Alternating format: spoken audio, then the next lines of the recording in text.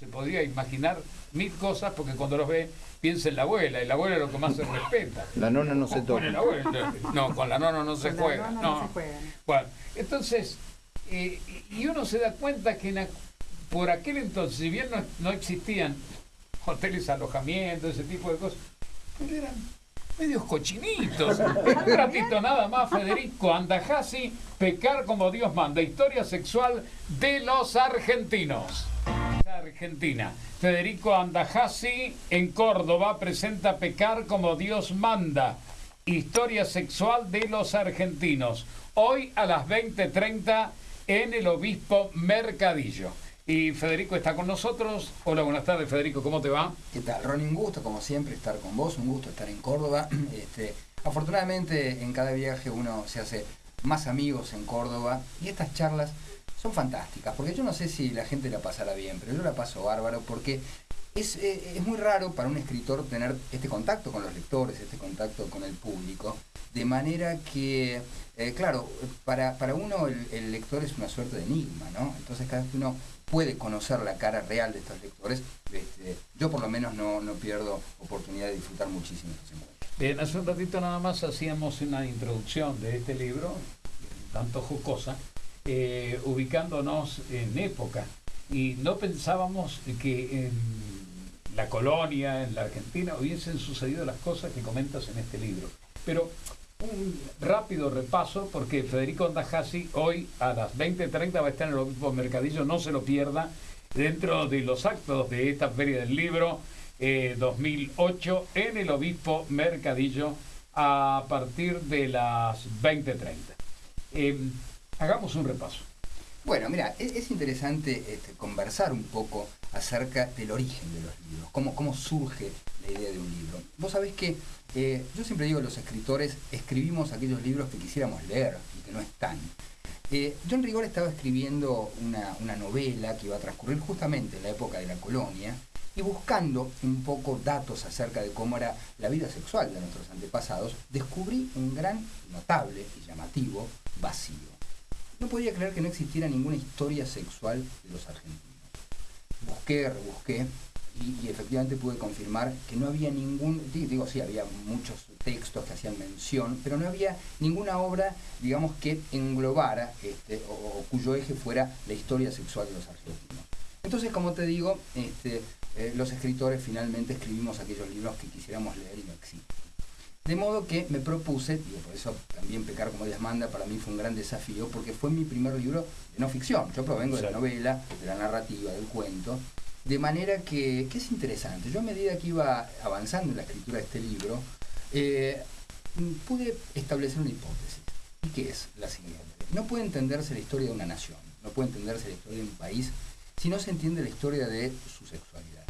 Porque los países, igual que los habitantes de esa nación, somos hijos de un entramado de relaciones sexuales, concretamente dicho sin metáforas.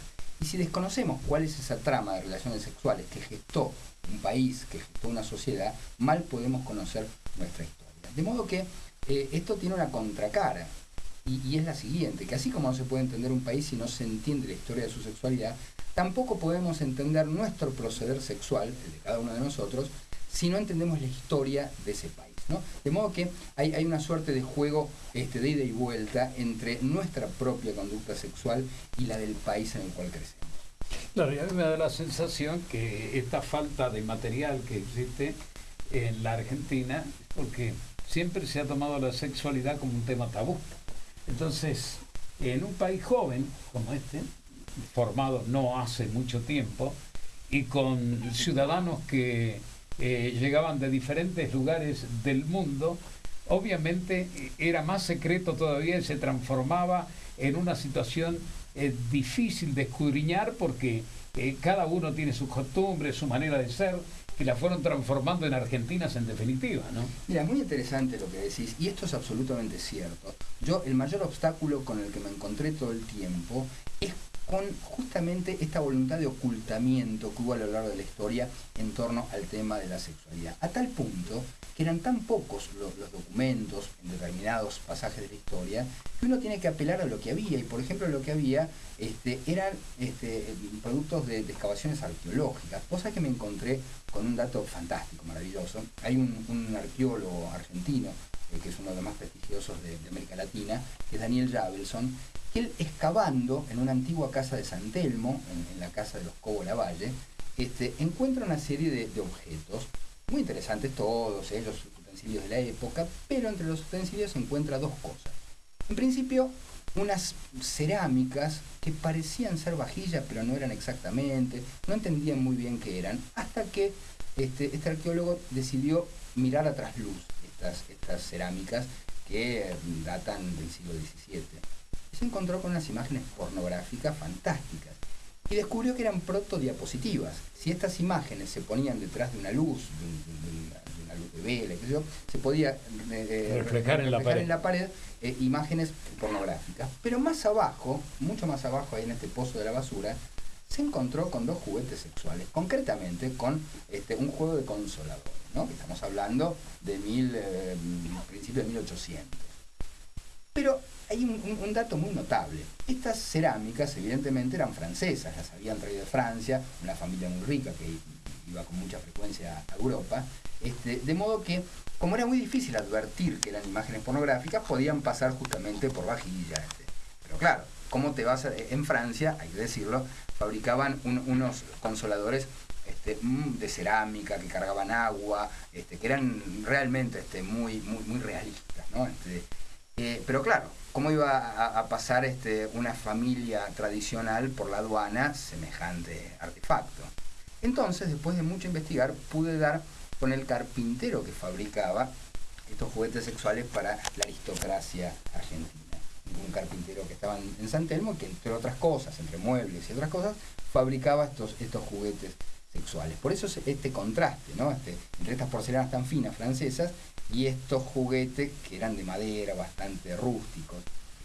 Y a veces alguien se enoja, porque claro, algún descendiente de esta familia se comunicó un poquito indignado diciendo, bueno, ¿cómo decís las cosas de mi tatarabuela? Va a hacer uso del apellido de mis antepasados. Claro, pero hay que decir que en principio no es ningún delito, no tiene nada de malo.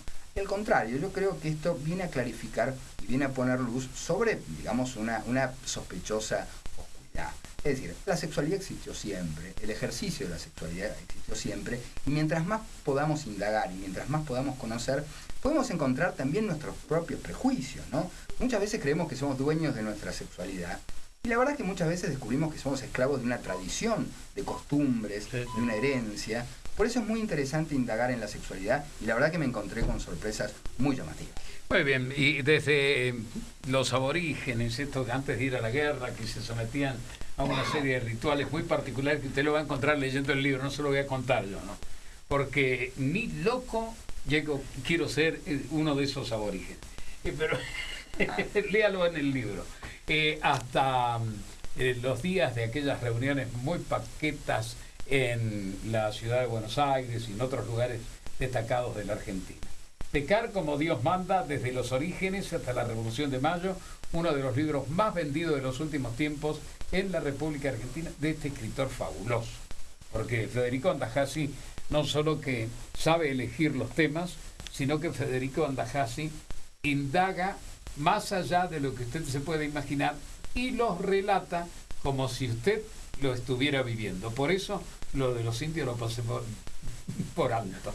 Muchas gracias, Federico. Gracias, ¿Me lo dedicás al libro? Muchas gracias. Recordamos que hoy a las 20:30 en el Obispo Mercadillo. Pecar como Dios manda, hoy 20:30 Obispo Mercadillo. Mañana a las 21:30 en el Centro Cultural Cabildo Jesús María. Allí va a estar Federico Andajasi.